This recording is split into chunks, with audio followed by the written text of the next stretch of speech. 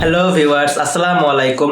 গত দুইটি ভিডিওতে আমি দেখিয়েছি ফটোশপের পার্ট 1 এবং 2 অর্থাৎ পুরো বেসিক দেখিয়েছি এবং এই ভিডিওতে আমি দেখাবো ফটোশপের পার্ট 3।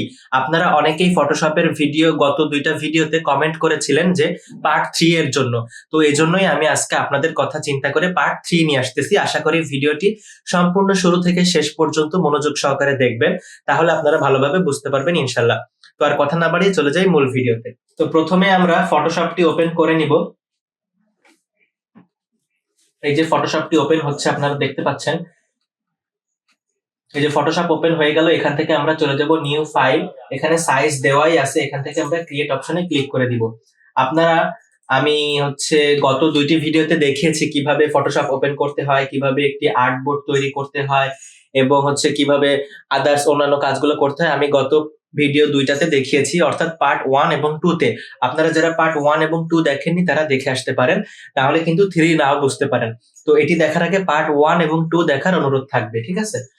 তো ফটোশপটি ওপেন করার পর আমার সামনে এরকম একটি ইন্টারফেস চলে আসলো। আমি একটি আর্টবোর্ড ক্রিয়েট করে নিলাম 1080x1080 দিয়ে। ক্রিয়েট করে নেওয়ার পর এখানে কিন্তু আমার সিলেক্ট টুল অর্থাৎ মুভ টুলটি সিলেক্ট করা রয়েছে। এই যে মুভ টুল অর্থাৎ মুভ টুলটি সিলেক্ট করা রয়েছে বলে মাউসের কার্সরটি এরকম দেখা যাচ্ছে। তো আমরা এখানে একটি নতুন লেয়ার ক্রিয়েট করে নেব। নতুন লেয়ার ক্রিয়েট করতে গেলে এখান থেকে এই যে প্লাস আইকন, এই প্লাস আইকনে ক্লিক করে দিতে হবে। ক্লিক করে দিলে নতুন একটি লেয়ার কিন্তু আমাদের এখানে তৈরি হয়ে গেল। নতুন লেয়ার তৈরি করার পর আমরা এখান থেকে ব্রাশ টুলটি সিলেক্ট করব। এই যে ব্রাশ টুলটি সিলেক্ট করলাম। ব্রাশ টুল সিলেক্ট করার পর আমাদের মাউসের কার্সরটি কিন্তু এরকম বৃত্তাকার হয়ে যাবে। আমরা যদি কিবোর্ড থেকে ব্র্যাকেট বাটন বাম পাশেরটা ক্লিক করি তাহলে ছোট হবে এবং ডান পাশেরটা যদি ক্লিক করি তাহলে বড় হবে। তো এটা কিবোর্ডের এই দুইটা বাটন প্রেস করা বা ক্লিক করার মাধ্যমে কিন্তু আমরা এইটা ছোট বড় করতে পারবো।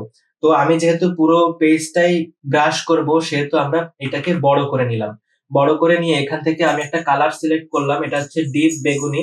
সিলেক্ট করে আমি এখান থেকে ওকেতে ক্লিক করে দিলাম। ওকেতে ক্লিক করে দেওয়ার পর আমরা এই যে উপরে অপাসিটি, দেখুন অপাসিটি এখানে 22% রয়েছে।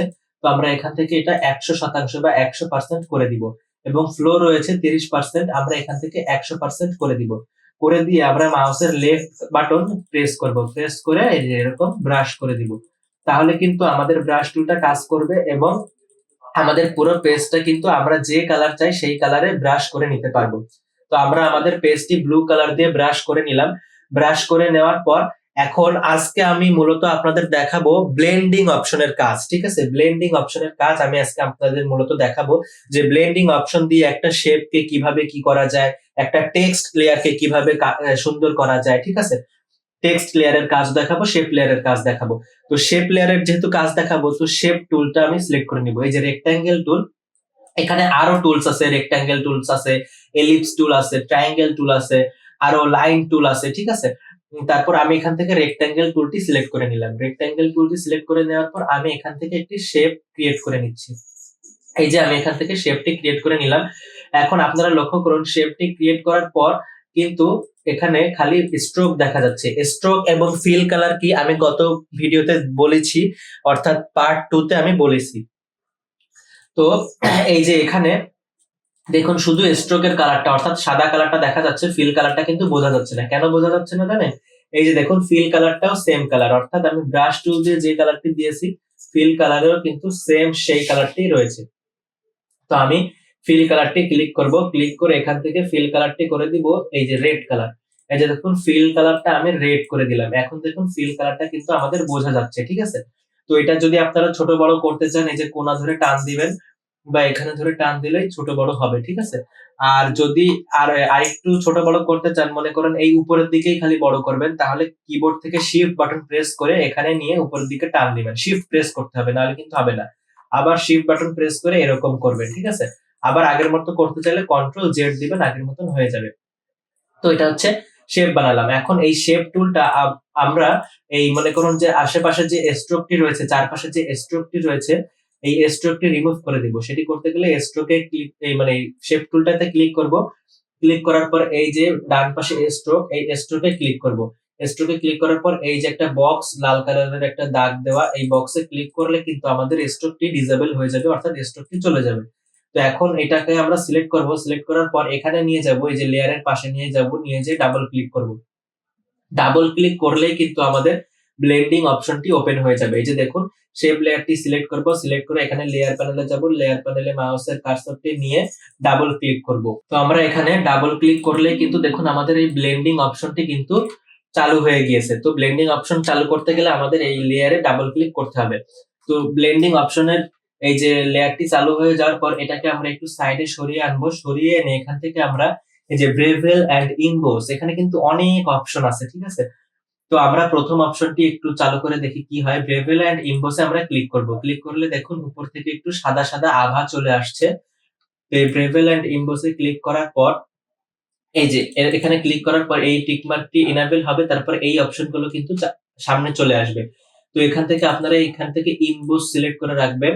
তারপর এখান থেকে ডেপথ আপনারা বাড়াতে কমাতে পারবেন, তারপরে সাইজ বাড়ালে এরকম হবে, কমায় এরকম এরকম রাখবেন আপনারা আপনাদের ইচ্ছা মতো। তারপরে সফটনেস যদি কমায় দেন তাহলে দেখুন এই সাদাটা হার্ড হয়ে গেছে, সফটনেস যদি বাড়ান তাহলে আস্তে আস্তে সফটনেস এরকম বাড়বে। তারপরে এখান থেকে এটাকে এই যে এইটা দিয়ে রাখবেন, এটা দিয়ে রাখবেন। তারপর এখান থেকে এটা লাইটেনই দেওয়া থাকবে, বা যেটা ছিল সেটাই দেওয়া থাকবে। এখান থেকে আপনার এটার অপাসিটি বাড়াতে কমাতে পারবেন। এই যে দেখুন অপাসিটি কমালে সাদাটা চলে যাচ্ছে এবং বাড়ালে সাদাটা আবার ফিরে আসতেছে। তারপরে এটা ব্ল্যাক অপাসিটি, এটা বাড়ালে দেখুন নিচ থেকে একটু 3D ভাইব আসতেছে, অর্থাৎ নিচ থেকে ব্ল্যাক হয়ে যাচ্ছে। তো এই অপাসিটিটা আপনারা বাড়িয়ে রাখবেন। তো এটা হলো ব্রেভেল এন্ড ইম্বোস এর কাজ। এখানে আরো ডিটেলস এর কাজ আছে, ঠিক আছে। সো সেগুলো আমি পরবর্তী পার্ট 4 এ দেখাবো ইনশাআল্লাহ, পার্ট 4 এ। তো এখন চলে যাই স্ট্রোকে। ওই যে সেই আগের মতো স্ট্রোকের অপশন, স্ট্রোক যে স্ট্রোকটা আমরা রিমুভ করেছিলাম সেই স্ট্রোকটাই এখানে চলে এসেছে। এখানে কালার ব্ল্যাক দেওয়া আছে, এখান থেকে যদি আমরা হোয়াইট করে দিই, এই যে দেখুন চারপাশে হোয়াইট একটি বর্ডার তৈরি হয়েছে। এখান থেকে যদি আমি সাইজ বাড়াই তাহলে সাইজ বাড়াতে পারবেন আপনারা, এটাও একটা সুন্দর ডিজাইন করতে পারবেন। এই যে সাইজ মনে করেন আমি বাড়িয়ে রাখলাম, এখান থেকে অপাসিটি আপনারা কমায় দিতে পারেন, তাহলে একটা চারপাশে একটা সুন্দর একটা শেপ তৈরি হলো, ঠিক আছে। তারপর এখান থেকে ড্রপ শ্যাডো, এই ড্রপ শ্যাডোতে ক্লিক করবেন। ড্রপ শ্যাডো হচ্ছে এই শেপটার নিচে একটা ছায়ার মতো বা শ্যাডোর মতো, এটা যদি আমি বাড়াতে চাই এরকম বাড়বে। তারপরে এটা একটু কমাতে চাইলে শ্যাডোর এটা কমবে। এটা হচ্ছে ডিসটেন্স, কত দূরত্ব রাখবেন, নিচে রাখবেন নাকি মাঝখানের দিকে রাখবেন। এটা আপনারা আবার মাউস দিয়ে কন্ট্রোলও করতে পারেন এখান থেকে, ঠিক আছে।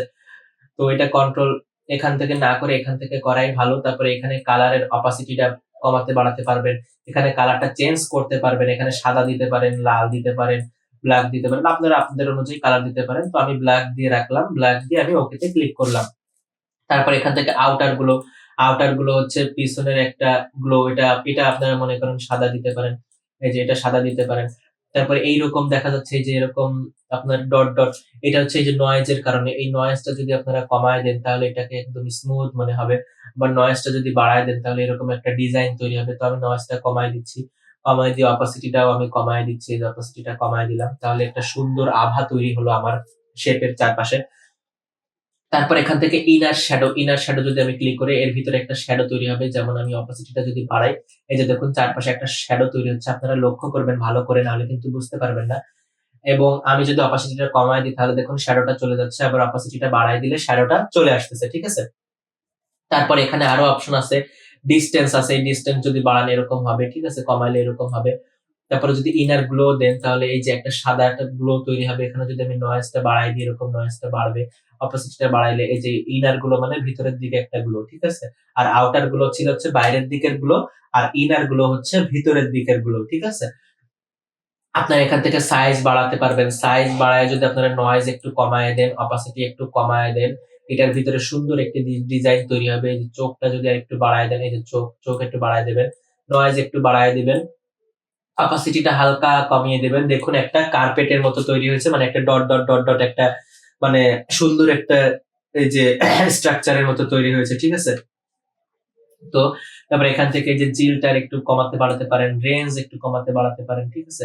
আপনারা এখান থেকে আপনাদের মতন কাস্টমাইজ করে কমাতে বাড়াতে পারবেন। ঘাটাঘাটি করতে করতে আপনারা আসলে মূল বিষয়টা বুঝতে পারবেন। এই ব্লেন্ডিং অপশন দিয়ে কিন্তু অনেক কাজ করা যায়, ঠিক আছে। সব তো আর এই একই একটা ভিডিওতেই কভার করা সম্ভব না। আপনারা যদি কমেন্ট করেন আমি পার্ট 4ও নিয়ে আসবো ইনশাআল্লাহ, পার্ট 4 এ আমি আরো দেখাবো।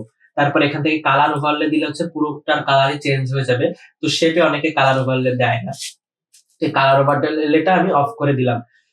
ঠিক আছে, আমি এখানে কি কি ইউজ করছি, ড্রপ শ্যাডো, আউটার গুলো, ইনার শ্যাডো, স্ট্রোক এবং ব্রেভেল এন্ড ইনবোস ব্লেন্ডিং অপশনে এইগুলো ইউজ করার পরে কিন্তু আমার শেপটার ডিজাইন এরকম আসছে। দেখুন আমি এটা অফ করে দিলাম, এটা অফ করে দিলাম, এটা অফ করে দিলাম, এটা অফ করে দিলাম, সবগুলো আমি অফ করে দিলাম। অফ করার আগে কিন্তু অফ করার পরে কিন্তু এরকম ছিল, অর্থাৎ প্রথমে শেপটা এরকম ছিল। এই শেপটাকে আমি সুন্দর করছি, এই ব্লেন্ডিং অপশনে আসছি, এটাকে কাস্টমাইজ করছি এবং ইনাবেল করছি, এটাকে কাস্টমাইজ করছি এবং ইনাবেল করছি, এটাকে কাস্টমাইজ করছি, ইনাবেল করছি, এটাকেও কাস্টমাইজ করছি, ইনাবেল করছি। তারপর এখান থেকে আউটার গুলোটাও দিয়েছি এবং ড্রপ শ্যাডোটাও দিয়েছি। দেওয়ার পরে কিন্তু আমার শেপটা পুরোপুরি ভাবে একটি সুন্দর স্ট্রাকচারে দাঁড়িয়েছে। ঠিক আছে, এটাকে আরো অনেক ভাবে কাস্টমাইজ করা যায়, সব তো আর একই ভিডিওতে শেয়ার করা সম্ভব না। আমি পার্ট বাই পার্ট ভিডিও নিয়ে আসবো ইনশাল্লাহ। আপনারা কমেন্টে জানাবেন ভিডিওটি কেমন লাগলো, তাহলে আমি নেক্সট পার্টে নিয়ে আসবো। তো এখান থেকে আমরা ওকে ক্লিক করব। ওকে ক্লিক করলে এই যে আমাদের একটি শেপ কিন্তু তৈরি হয়ে গেল। এখন এই শেপের মধ্যে আমরা লেখালেখি করতে পারবো। কিভাবে লেখালেখি করব, এই যে টেক্সট টুল বা কিবোর্ড থেকে প্রেস করবেন টি, তাহলে টেক্সট টুল ইনাবেল হবে। আমি এখানে ক্লিক করলাম, আমার নাম হচ্ছে রোহান, আমি এখান থেকে রোহান লিখলাম। ঠিক আছে, এই যে রোহান লিখলাম। এখন এই লেখাটাকে মনে করুন আমি একটু কাস্টমাইজ করব, সেটা করতে গেলে যেরকম বড় বড় করব, বড় করলাম। বড় করার পর এখান থেকে ডাবল ক্লিক করব, এই যে লেখার লেয়ারের উপরে ডাবল ক্লিক করব। আবার দেখুন এই যে লিখেছি, লেখার পরে কিন্তু একটা সুন্দর লেয়ার তৈরি হয়েছে। এই লেয়ারের পরে ডাবল ক্লিক করলে ব্লেন্ডিং অপশন চালু হবে। তারপর এখান থেকে কালার ওভারলে এখানে ক্লিক করব, একটা সুন্দর কালার চলে আসলো। মনে করেন এরকম হলুদ কালারটাই থাকুক, বা আমি এখানে সাদা কালার দিয়ে দিলাম, এই যে সাদা কালার দিয়ে দিলাম। দেওয়ার পর ড্রপ শ্যাডোতে ক্লিক করব। ড্রপ শ্যাডো এটা এই যে এই সাইজটা একটু কমায় দিব, এই যে সাইজটা একটু কমায় দিব, এটা একটু বাড়িয়ে দিব, এই ডিসটেন্সটা একটু এই যে এরকম থাকবে, এরকম থাকবে, তাহলে মনে হবে কি লেখাটা ভেসে আসছে উপরের দিকে। ঠিক আছে, তারপর ব্রেভেল এন্ড ইম্বোসটা করে দিব, তাহলে লেখাটা একটু থ্রি ডি ভাইব আসবে। এখান থেকে আপনারা আপনাদের মতন করে কাস্টমাইজ করে নিতে পারেন। দেখুন আমার লেখাটা কিন্তু একটা থ্রি ভাইব চলে এসেছে, দেখেছেন? এই যে থ্রি ডি ভাইব চলে এসেছে। এখান থেকে ব্ল্যাকটা একটু কমায় দিব, কমায় দেওয়ার পর এখানে স্ট্রোক দিব, স্ট্রোকটা কালো কালার দিব, তাহলে ভালো ফুটবে। বা সাদা কালার দিলেও কিন্তু দেখুন খারাপ লাগছে না, নতুন একটা ইউনিক ভাব আসতেছে সাদা কালার দিলে। দেখছেন সাদা কালার দিলে একটা ইউনিক ভাব আসতেছে। তো এখানে যদি আমি কালো দিয়ে দিই এরকম একটি দেখা যাবে। তো আমি সাদা কালারের একটা স্ট্রোক দিলাম যাতে লেখাটা আমার ফুটে। অর্থাৎ দেখুন আমি সাদা কালার দিয়ে, আমি কিন্তু জানি যে এখানে কালো কালার দিলে ফুটবে, সাদা লেখা তার সাথে কালো কালারের স্ট্রোক দিলে ফুটবে। তো আমি কিন্তু কালো কালারের স্ট্রোক দিইনি, আমি সাদা কালারের স্ট্রোক দিয়ে দেখতেছি কি এটা ফুটতেছে। তাহলে যেহেতু ফুটতেছে তাহলে আমি তো রাখতেই পারি, তাই না? এই যে আমি আমার নামটি লিখে এই যে দিয়ে দিলাম। এই যে এটা হচ্ছে লেখার উপরে আমি ডিজাইন করলাম ব্লেন্ডিং অপশন দিয়ে, এবং শেপের উপরে ডিজাইন করলাম ব্লেন্ডিং অপশন দিয়ে। শেপটাকে সুন্দর এবং আকর্ষণীয় করলাম ব্লেন্ডিং অপশন দিয়ে, এবং লেখাটাকেও আকর্ষণীয় এবং সুন্দর করলাম ব্লেন্ডিং অপশনের মাধ্যমে। তো ভিউয়ার্স, এই ছিল আজকের ভিডিও। আজকের ভিডিওতে আমি বেশি কিছু দেখাতে পারিনি, তার জন্য আগেই দুঃখিত। কিন্তু আমি যেটি দেখিয়েছি সেটি যদি আপনারা মনোযোগ সহকারে করতে পারেন, তাহলে আপনারা আস্তে আস্তে শিখতে পারবেন। এবং যারা পার্ট থ্রিটা আগে দেখছেন, তারা পার্ট 1 এবং 2 আগে দেখে এসে আমার চ্যানেলে দেওয়া আছে, পার্ট 1 এবং 2 দেখবেন, দেখার পরেই পার্ট 3 দেখবেন, তাহলে কিন্তু আপনারা এটা ভালোভাবে বুঝতে পারবেন। এবং আরো যদি আপনারা একদম ডিটেইলসে টিউটোরিয়াল চান, আমার কমেন্ট বক্সে কমেন্ট করে জানাবেন যে আপনাদের কিসের উপরে, কোন টপিকের উপরে টিউটোরিয়াল লাগবে। যে কোনো টেকনোলজি রিলেটেড টিউটোরিয়াল আমি ভিডিও বানানোর জন্য প্রস্তুত আপনাদের জন্য। শুধু আপনারা কমেন্ট করে আমাকে জানাবেন, এবং ভিডিওটি শেয়ার করবেন, লাইক দিবেন, এবং যদি পারেন চ্যানেলটি সাবস্ক্রাইব করে আমার পাশে থাকার চেষ্টা করবেন। এবং কমেন্টে এটাও বলে যাবেন যে ভিডিওটি কেমন লাগলো। তো আজকের মতন আমি এখানেই বিদায় নিচ্ছি। আল্লাহ হাফেজ।